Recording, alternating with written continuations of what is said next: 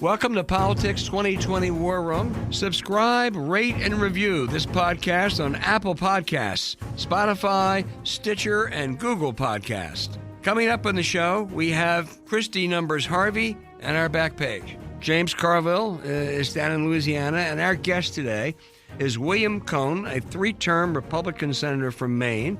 And then he was Bill Clinton's defense secretary. But before that, Bill Cohen was a freshman congressman on the House Judiciary Committee in 1974. He became one of the key figures in listening to, studying, and then making the case for impeachment against Richard Nixon, despite warnings that it would end his political career as a Republican. And I believe, Bill, you even got death threats back then. I got a lot of death threats. My family did as well. And don't forget, it was a different time then, but the passions were still pretty deep. There was a bomb threat one night where we were holding a hearing, and we ended up evacuating the Rayburn building, and I ended up in the basement of the Longworth building with the great historian Teddy White as they tried to clear the building from the alleged bomb. There was no bomb found, but that was the kind of thing that was going on back then. But that was the environment. But the environment today is a lot different, the political environment. It is. I mean, some of the threats are. I mean, back then, there was a sense that both sides studied. I remember you telling me once that the Nixon defenders, principally Charles Wiggins, really made a strong, compelling case and made the other side make it. This time, that did not appear to be the case. No, Chuck Wiggins was one of the finest lawyers that I've ever dealt with, and a very principled lawyer. I think I've told you the story that when I cast the vote to break a tie, to allow a letter to go out, a second letter to go out to compel President Nixon to turn over the tapes, Chuck leaned over to me. All bedlam had broken loose. He leaned over and whispered in my ear, and people thought he was chastising me. He actually said, "Bill, you're going to come under a lot of pressure. Just be sure to keep your cool." And that was great coming from someone who was the best and strongest defender of the president. And that's the kind of man he was. So why is it so different today? It's different now because we're more tribal than ever before. It's different that the world of social media is totally unfiltered, uncensored, and the hate that comes through the social media is pretty intense. And you have a president who's stoking fear and hatred and identifying members of Congress that are critical of him as being unpatriotic, who hate America.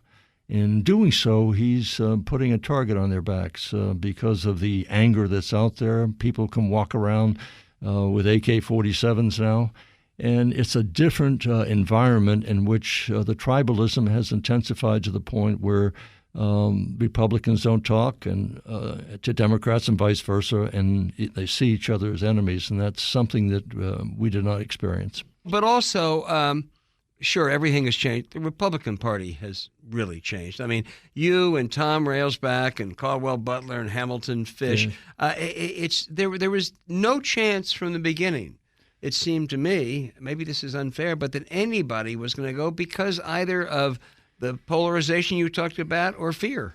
Well, there was strong pressure.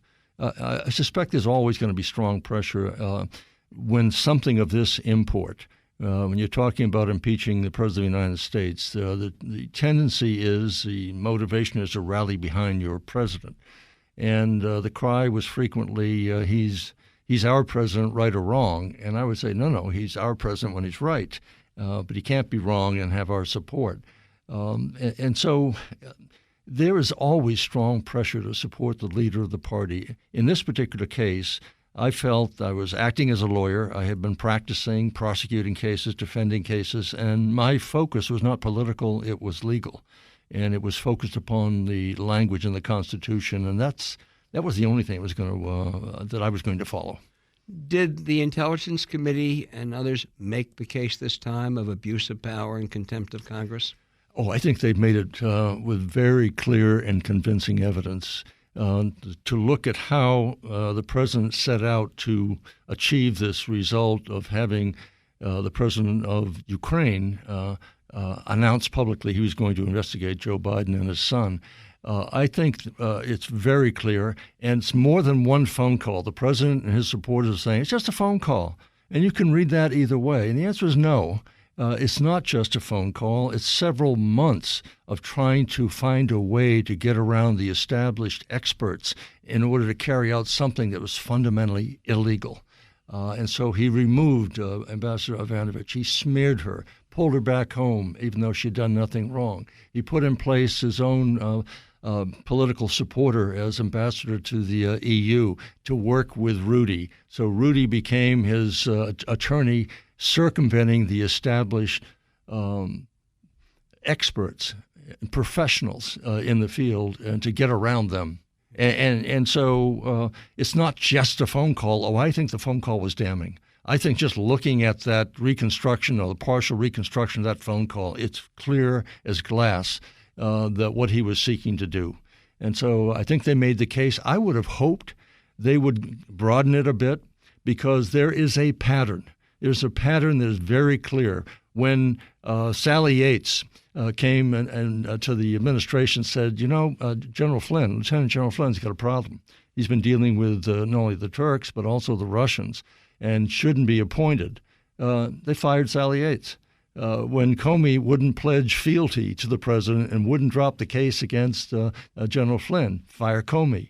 McCabe followed out the door. So you can see what the president was doing, putting people who will only be loyal to him under all circumstances, and those who are not professed loyalty, do not profess a loyalty to him, they've got to go. So he has the power to do that, but you can't do it in pursuit of an illegal scheme. And I think it was clearly illegal what he did in holding out that money to the Ukrainians before they get a White House visit. And isn't it ironic that here's Ukraine, our so-called ally, who's waging a war against Russia, and on both occasions, after the firing of Comey and after the release of this report on impeachment articles, the Russians show up in the Oval Office. You've got the Russian foreign minister and the Russian ambassador right after the firing of Comey saying, this Russia thing's off me now. And then this time we have the filing of the articles of impeachment. Guess who's in the office? The Russians. The Russians. Right. This is my observation or question for the Secretary. We have all of this. The facts around this are really not in dispute. I mean, there's no counterfactual that he was on the call. He held up the aid in return for them to announce the investigation of a political opponent. All right, that is the 178th piece of highly disturbing information that we have received about this president. Yet, it seems like 42% of the country are just unshakable. And no one knows what drives that for sure. I think what's causing it is that we're more of I think the president has more of a cult following. I think he's a cult figure.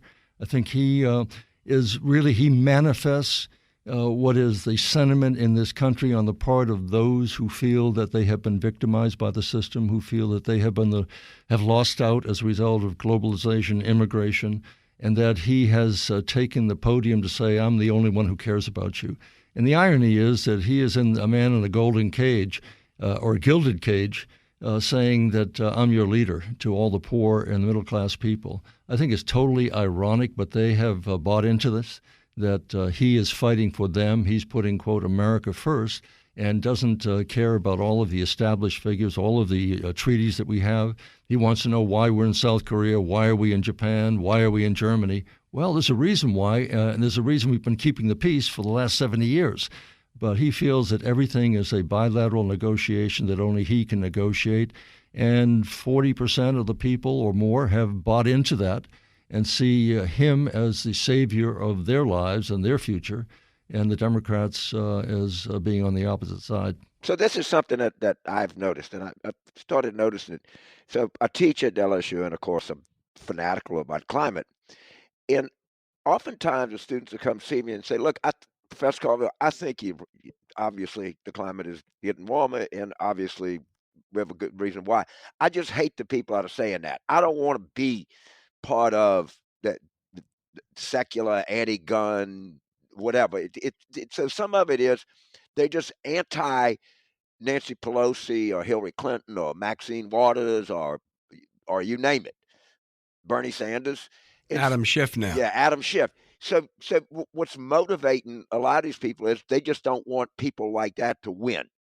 And what the thing that I like about Trump is he beats the people that are he irritates the people that they hate. And it's this kind of stupid way to go through life, but I suspect that's a lot of people that lead their lives like that. Well, he's bullying everybody. He demeans everybody. He tries to reduce those who are critical of him to something less than being human. They are scum. Anyone who disagrees with them are scum. I mean, I don't think we've ever heard a president of the United States engage in this kind of conduct, in this kind of speech, which is really doublespeak. It's Orwellian. It takes every word that has a specific meaning and turns it on its head. And so if he is criticized for being a bully, he calls Adam Schiff a bully. And so everything that it's really directed to him, he actually reverses it and holds up a shield and it bounces back, and he uses it as a sword. We have demeaned politics. We have demeaned the process. We degrade individuals. We call them names. We give them nicknames that are certainly not complimentary. We indulge in the reduction in the humanness and the human beings to something less than human beings. So I find it astonishing that we have a president who acts like this and talks like this. I go around the world, and frankly, most people are baffled. They don't understand how the American people are so solidly behind that kind of conduct. And imagine if Barack Obama or Bill Clinton got up on a podium and called somebody an SOB or BS and used that kind of language, or had engaged in paying off a porn star. And there's some real interesting parallels. You may recall that Spiro Agnew, he was the former governor of Maryland who was taking kickbacks from construction contracts. When he got to be vice president, he was still getting payoffs while he was in the VP's office. Here you had President Trump have his attorney, Michael Cohen, making payoffs to two women, and he's actually signing checks to make those payoffs while he's president of the United States. So you've got all of these really double standards that have the Republicans have latched onto, and I say they have done so out of fear or out of complicity. They either fear him or they agree with him. But I dare say Barack Obama would not be in the White House if he had done any one of the things that President Trump has done. Going back to the Mueller report, and I wish the House Judiciary Committee had at least had language that embraces the Mueller report, because then you see the pattern. Then you see that when bad news is brought to him, he fires the people who bring him the bad news. When they tell him he can't do something, he gets rid of the people who tell him he can't do something. Ivanovich, Bill Taylor, and others try to put up a screen to say, Mr. President, you shouldn't do this, you can't do this, it's illegal. And in his mind, there is nothing that he can do that's illegal. Now, this is why we talk about the rule of law, why it's so important that we, not just words. If you don't have the rule of law, you have the law of rule. And I think the American people are not thinking this through, that what sets us apart is that we believe that nobody's above the law, nobody falls below its protections. We don't always measure up to that. But if we don't hold the president accountable for actual misdeeds, for abusing his power, for using that power to diminish people, to put targets on their backs verbally, from trying to extort or bribe a foreign nation, a friend who's desperate need of funds, say, yeah, you get it when. And I know that Adam Schiff was criticized for the way he kind of summarized the incident, but the way it is, President Trump has said, as candidate, he said, Russia, are you listening? And Russia was listening. 4 hours later, they were into the Democratic National Headquarters. He said, China, are you listening? So he's now more open. I said, I do it with everybody. And then he said to Ukraine, you'd better be listening, because if you're not listening, you're not getting your White House meeting and you're not getting your money.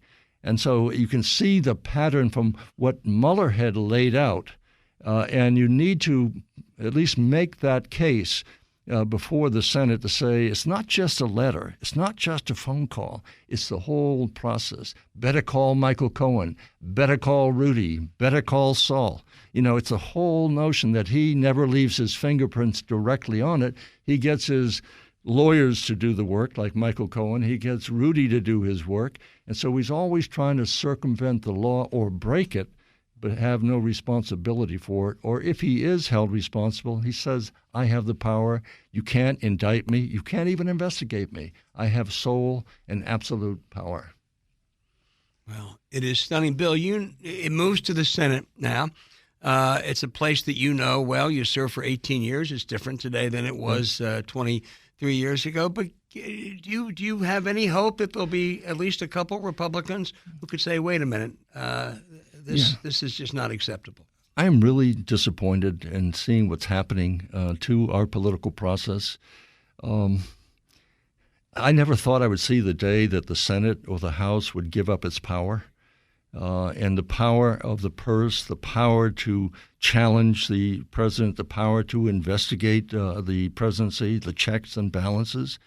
And I have been just astonished to see how silent the Republicans are certainly in the House, but also in the Senate. Now, many can say, well, I've got to hear the evidence first. But there are a lot of them saying, no, that they know what they're going to do.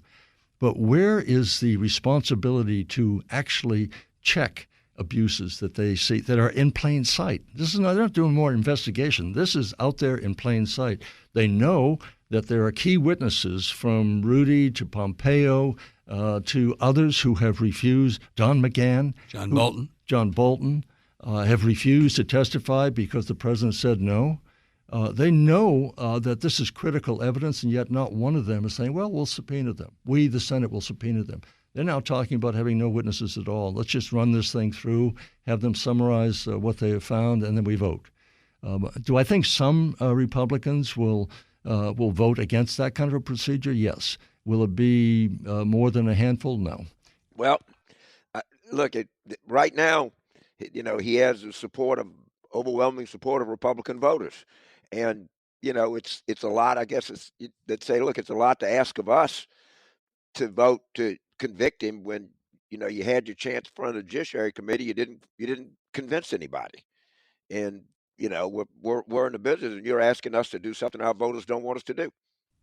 Well, if you can't convict somebody if you don't have witnesses, and the president's holding them back. So I think there's a pretty clear inference that you draw from that. Number one, he won't disclose taxes from the beginning. They're under audit. I think that's nonsense. I don't care what the IRS says about your taxes. What have you filed under oath to say this is what my taxes are? I don't care what the IRS may say. You need to pay more, or you don't need to pay so much. But at least say what you said under oath. What you filed that year. So I think it's just been a policy. I say I'm transparent, but I'm not transparent. I say I'm going to reveal everything. So it's doublespeak. It's Orwellian. Everything that you say is contradicted by what you do. Right. And everything you say is true, plus 100 more. But the issue is he maintains this unbelievable level of support among Republicans, which has the effect of just blocking Republican lawmakers from doing anything other than supporting him. And that's just where the party is now. Well, James, let me just interject for a second, because I went back and looked at some of the data back in 1974. Up until late July, right, Nixon had the support, not as deep, not as solid as Trump maybe, but support of the vast majority of Republicans. Right. And what happened back then, it's different than today, is that those 2 weeks in late July, that changed public opinion. Absolutely. When the June 23rd tape finally came out, and that was the tape in which the president was telling Dean to get the CIA to interrupt the FBI investigation. That's what turned the tide. That's when Chuck Wiggins said, I can't defend you anymore. That's when Barry Goldwater said, you're going to get him convicted in the Senate. They went down after saying, this is the last straw. We've defended you all of this time. This is a clear case of what you've done. We've got it on tape, and therefore they changed. But up until that time, he probably would have been impeached in the House, but he, in all likelihood, would never have been convicted. Yeah. Would you go? You have been very high, I believe, on Adam Schiff. Would you make him? Would you have, if you were Pelosi, would you make him the lead prosecutor in the Senate, or would you consider using a staff member like Dan Goldman, or does it matter a lot? I would take the best lawyer. If it's a staff member, I would use Goldman. Mm-hmm. But I'm pretty high in terms of Adam Schiff's lawyerly manner, in terms of he's very smart. He is a gifted interrogator.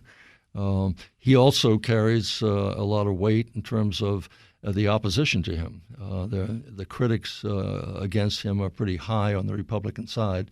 So Speaker Pelosi may decide she wants somebody else. But if I had to pick a member, I would pick him. I know they're talking about having the only independent in the House right now become the manager. But maybe there are two. Maybe there are two or three. Wow. I don't know. I can't let this interview go without asking you one question, Mr. Secretary. And I've always been fascinated by the hold that Joshua Lawrence Chamberlain still has on the state of Maine. I've never seen one person in a state that commands so much reverence, respect, a little bit. If you could just tell us a little bit about the relationship of Joshua Lawrence Chamberlain and Maine, because I think it's a sight to behold whenever you talk to someone from Maine.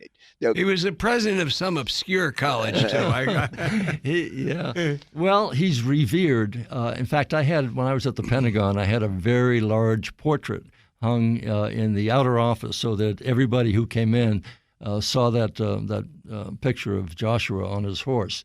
And even those from the South paid reverence to him because of his courage and absolute undaunted will to prevail. He was from the small town of Brewer, which is exactly 1 mile across the bridge from where I grew up in Bangor. He was a professor of rhetoric at Bowdoin College. He had never had any military experience. Both he and his brother joined the Northern forces and fought. And at Gettysburg, he is given credit for having turned around the Civil War with his stand where he ran out of ammunition. And he was about to be overrun, and he just said, okay, no ammunition, but fixed bayonets. And they charged down the hill and won that battle. And then he went on. He had been wounded several times. One time he was taken home to die. And he stayed there for several months, and then his parents wanted him to stay, and he got up out of his sick bed, went back and fought again. And eventually, after the war was over, became president of Bowdoin College, then governor of Maine. So he is quite a hero to all of the soldiers. Southerners as well remember that. And what they remember about him, in addition to his warrior status and capability, was when he was picked to accept the surrender of the Confederates at Appomattox. And when the Southern soldiers laid down their arms, he had all of his forces salute them and pay tribute to them as warriors. And that is as much that's in the minds of those who fought on the side of the South, that he was truly a man of great honor. Boy, what a wonderful story to end. Another distinguished graduate of Bowdoin College is William Cohen. Bill, this has been terrific. Thank you so much. Thank you, sir. It's always a pleasure to be with you. Thank you. Thanks, James. We needed a happy ending. Joshua Chamberlain provides it. Great. Thank you.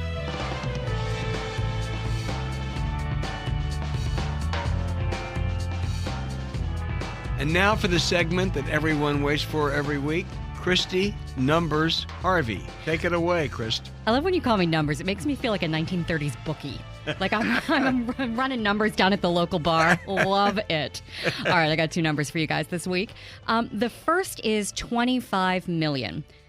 This is the amount of funding that's going to be included in this year's congressional spending bill that is going for gun violence research.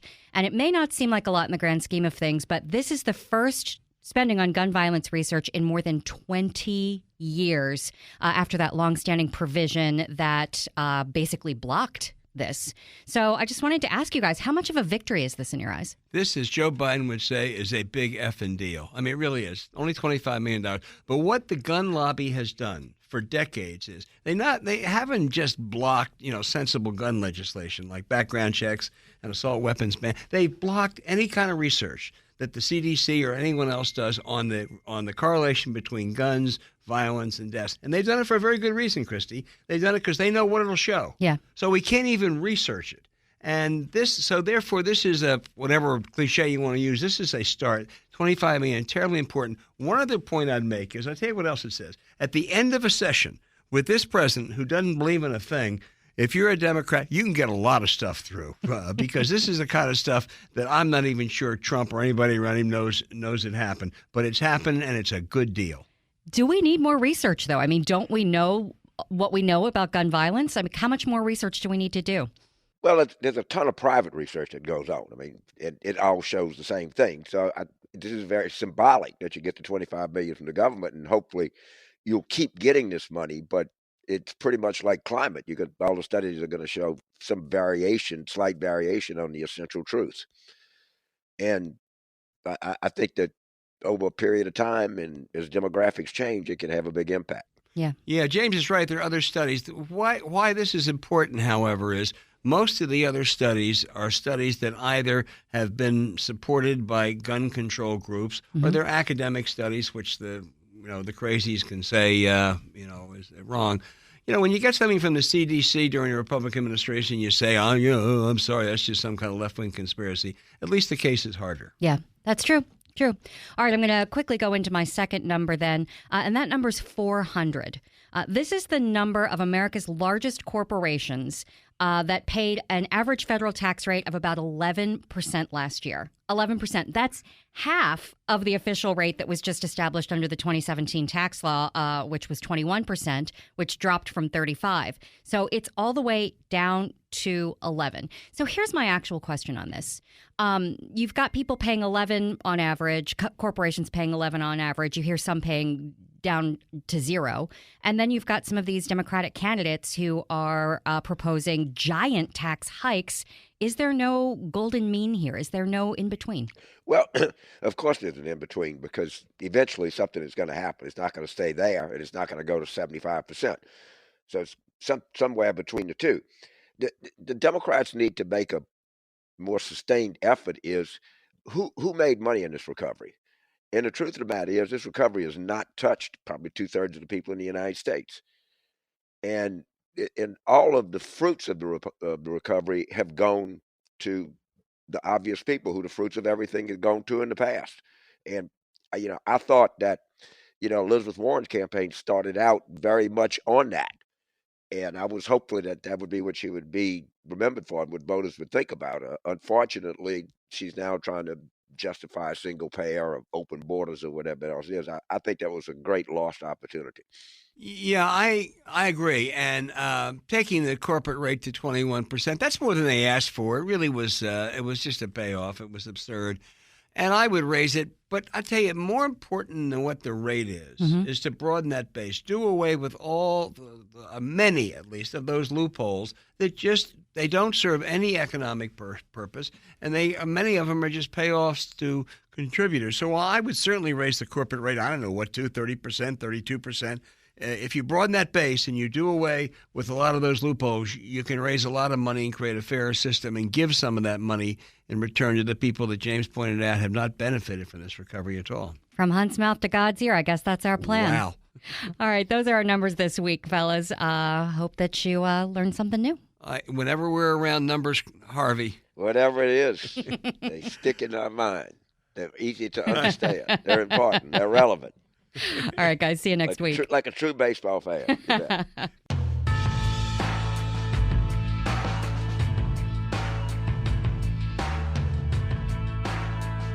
Now, James, for the back page, polls can be misinterpreted. There are polls and there are polls. And Donald Trump still does not do terribly well in polls. But, as you look at it, seems to be doing a little bit better. He does. And I think I've seen enough to say there's an upward trend for it. I generally don't like to react to one, but if you look at the averages, you got to say that. And it might be the economic numbers behind it, could be impeachment behind it. Not exactly sure. Could be the Democrats are demoralized and not answer the phone as much. I don't know the reason, but I am comfortable in saying that he has had an uptick. Yeah. Again, I'm looking for some of the better polls to come out, but you look at all the others and you put them you combine them and you say, okay, there's some kind of message here. And most general election polls still show that Biden would beat him in most of the key states, but a few don't show that. So, it seems to me it should add to the Democratic concern that we have to not get distracted. We can't do a Jeremy Corbyn, if you will. We have to focus on what will be a winning message to beat this guy because it's not an automatic. That's correct. Then, like I said, the UK experience is very instructive, and kind of what's happening now is instructive. And I think these voters see that, and I think they're nervous. I think that they're very, very involved. They don't need us to tell them that. They have a sense of that, and they have a sense of what their obligation is. So let's see. But this thing is being watched very closely by voters all over the country. This is a very, very high interest, high engaged electorate. It is, and they, as we said a minute ago, if you're a Democrat or you're a Trump disliking, hating, independent, or Republican, what matters most of all is winning. So let's see how it evolves. All right, what matters most of all now is we have to go, James, but it's been grand, and I'll see you next week. All right. Hey, thanks for listening. Please subscribe, rate, and review. Be generous. This podcast on Apple Podcasts, Spotify, Stitcher, and Google Podcasts. Happy holidays to everyone. See you next week.